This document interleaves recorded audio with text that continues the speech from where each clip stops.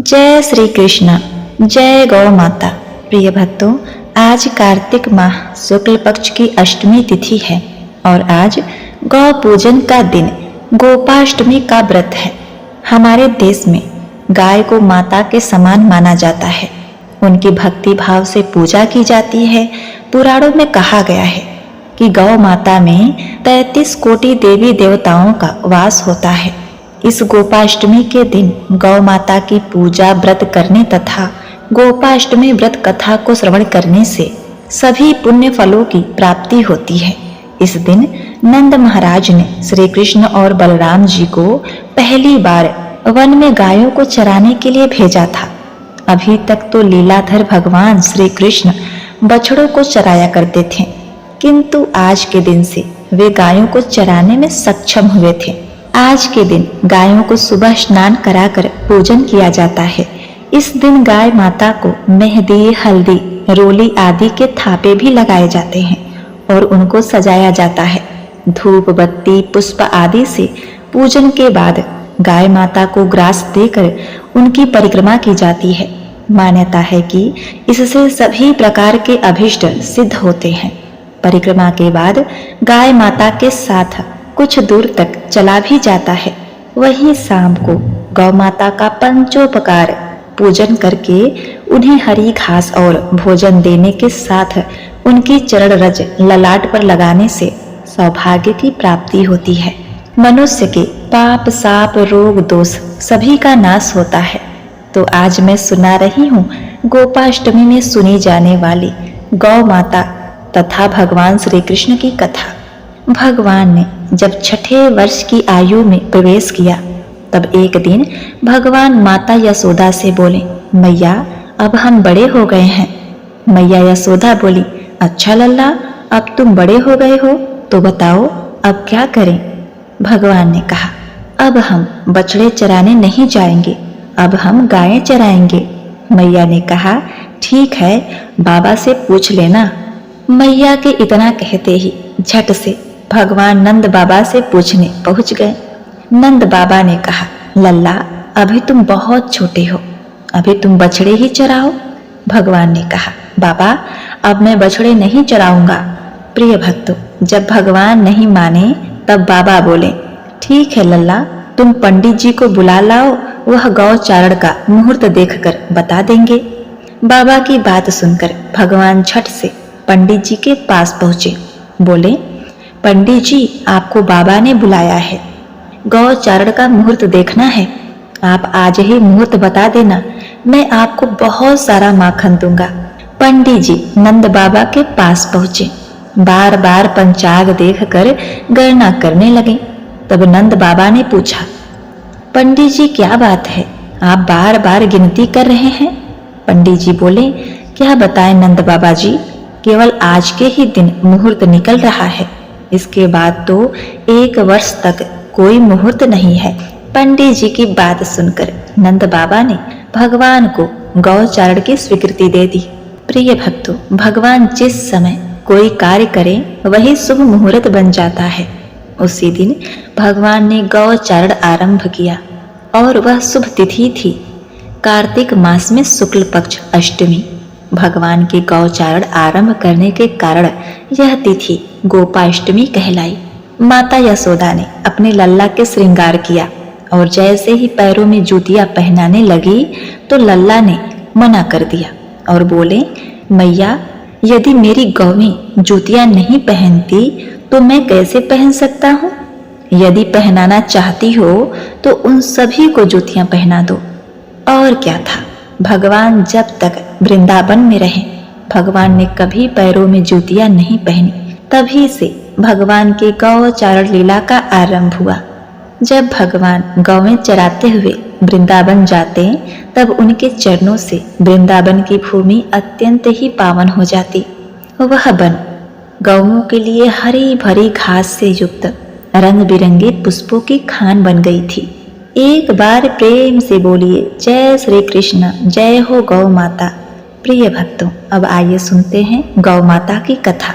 एक चोर था, चोरी ही उसकी प्रवृत्ति थी और उसी से वह अपने परिवार का भरण पोषण करता था। वह उसके परिवार वाले भी जानते थे कि चोर होने के साथ साथ वह जुआरी और वेश्यागमी भी था। अब देखिए, मोहल्ले में एक ब्राह्मण को किसी ने एक गाय दान में दी थी। गाय बड़ी ही सुंदर और सुडौल थी। जब चोर ने ब्राह्मण के खूंटे से बंधी उस गाय को देखा तो उसका मन डोल गया। उसने सोचा कि वह इस गाय को चुरा लेगा और बेच देगा। अवसर पाकर उसने उस गाय को चुरा लिया और एक कसाई को बेच दिया। कसाई ने भी उस हृष्ट पुष्ट गाय का अच्छा मूल्य दिया, जिसके कारण वह बहुत ही खुश था। उस पाप के धन से उसने ऐश करने की सोची। अब वह शाम को प्रसन्न मन से अपनी परिचित वेश्या के यहाँ पहुंच गया। वेश्या ने उसे अत्यंत प्रसन्न देखकर उसकी प्रसन्नता का कारण पूछा तो उसने उसे ब्राह्मण की गाय चोरी करके कसाई को बेचने वाली बात बताई। तो वह भड़क उठी और क्रोधित होकर उसे धिक्कारते हुए कहा, मैं यह जानती हूँ कि तुम एक चोर हो, लेकिन मैंने तुम्हें सदा अंगीकार किया है। आज तुमने ब्राह्मण की गाय चोरी करके उसे कसाई को बेचकर जघन्य अपराध किया है। मैं न तो तुम्हारे इस धन को स्वीकार करूंगी और न ही अपने शरीर से हाथ लगाने दूंगी। तुम तो महापापी हो, फौरन मेरे कोठरी से चले जाओ। वेश्या के ऐसे वर्ताव से उस पर कोई प्रभाव नहीं पड़ा और वह उसी रंग में अपनी पत्नी के पास पहुंच गया। पत्नी ने उसे अति प्रसन्न देखकर उसका मुस्कुराकर स्वागत किया तथा उसकी प्रसन्नता का कारण पूछा। उसको कोई अपराध बोध न था, अतः उसने प्रसन्नता पूर्वक गाय चुराने व उसे कसाई को बेचने का संपूर्ण वृत्तांत सुना दिया। संपूर्ण वृत्तांत सुनकर पत्नी छिटक कर उससे दूर खड़ी हो गई और बोली, स्वामी, मैं जानती हूँ आप चोर हैं। आप चोरी के धन से ही हमारी उदरपूर्ति करते हैं, हमारा पालन पोषण करते हैं। मैंने इस सत्य को स्वीकार किया कि मैं एक चोर की पत्नी हूँ। मैंने कभी भी आपका तिरस्कार नहीं किया, लेकिन आज आपने ब्राह्मण की गाय चुराकर उसे काटने के लिए कसाई को बेचकर महापाप किया है। मैं आपको तब तक स्वीकार नहीं कर सकती जब तक आप इस महापाप का प्रायश्चित नहीं कर लेते। पत्नी के व्यवहार से वह बड़ा ही दुखी हो गया और घर से बाहर जाने लगा। घर की पौड़ी में उसकी माँ मिल गई। माँ ने उसे दुखी देखकर पूछ लिया कि वह दुखी क्यों है और कहाँ जा रहा है। माँ के पूछने पर उसने माँ को भी पूरी बात बता दी। यह सुनकर माँ बोली, बेटा, हम तेरी चोरी से कमाए धन के उपभोग के अपराधी और पापी जरूर हैं, लेकिन गऊ चोरी और उसकी हत्या के निमित्त कसाई को बेचने से प्राप्त धन के सहभागी नहीं बन सकेंगे। अब बस बहुत हो गया, तू तुरंत घर छोड़कर चला जा। जैसा बहू ने कहा है, गऊ चोरी और उसकी हत्या के लिए कसाई को बेचने के पाप से मुक्त होकर ही घर में आना। यह कहकर माँ ने घर का दरवाजा बंद कर दिया। प्रिय भक्तों, हर ओर से दुत्कारे जाने के कारण उसे अपने अपराध की गुरुता का आभास होने लगा। वह अत्यंत ही दुखी होकर एक ओर चल दिया और कुछ दूर जाकर सड़क के किनारे बैठ गया। वह बहुत देर तक ऐसे ही बैठा रहा। अचानक उसने देखा एक गाय सड़क पर दौड़ती आ रही है और वह एक और को मुड़ गई। उसने देखा वह वही गाय थी जिसको उसने कसाई को बेचा था। गाय को जीवित देखकर उसकी आंखों में चमक आ गई और वह खुशी से झूम उठा। उसका अपराध बोध कम हो गया। उस गाय का पीछा करते हुए एक व्यक्ति वहां पर आया। अंधेरे के कारण वह व्यक्ति उसे नहीं पहचान पाया। वह वही कसाई था जिसको उसने गाय बेची थी। उसने उससे पूछा, क्या इधर कोई गाय आती हुई दिखाई दी थी? उसने विपरीत दिशा की ओर इंगित करके उस कसाई को भ्रमित कर दिया। उस चोर को अपने झूठ बोलने पर बड़ा संतोष हुआ। उसने सोचा, अब गाय कसाई को नहीं मिल पाएगी और उसके प्राण बच जाएंगे। अब वह अपराध की भावना से पूर्ण मुक्त हो गया था। वह खुशी खुशी अपने घर के दरवाजे की ओर दौड़ पड़ा। दरवाजा खटखटा दिया। दरवाजा खुलते ही उसने हांफते हुए माँ और पत्नी को पूरी बात बता दी। माँ ने कहा, बेटा, पहले जो तूने गाय चुरा कर कसाई को बेची थी वह निश्चित ही घोर पाप था, लेकिन अब जो तूने झूठ बोलकर गाय की जान बचाई है बड़े पुण्य का काम किया है। कोई घड़ी भर बाद अब क्या था, कुछ ही देर बाद फिर से दरवाजा खटखटाया गया। सबने दरवाजा खोला तो देखा गाय वहां पर खड़ी थी। पूरा परिवार बहुत खुश हुआ।